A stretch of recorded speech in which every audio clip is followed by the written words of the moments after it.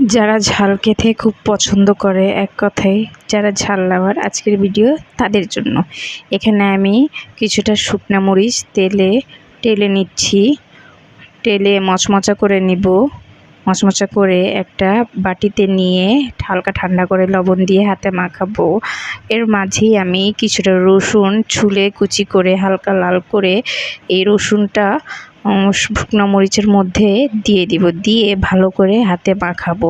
অবশ্যই ভিডিওতে দেখতে পাচ্ছেন হাতে মাখিয়ে এর মধ্যে সরিষার তেল দিব। সরিষার তেল দিয়েও সুন্দর করে হাতে মাখাবো। সরিষার তেল দিলে এটার মধ্যে টেস্টটা বাড়ে। যারা যারা ঝাল খেতে পছন্দ করেন এটা অবশ্যই ট্রাই করবেন। হাতে মাখিয়ে তারপর একটা বাটিতে ঢেলে তার মধ্যে কিছুটা আরও সরিষার তেল দেবো। এর মধ্যে সরিষার তেলের পরিমাণ বেশি থাকলে ভালো হয়। এটা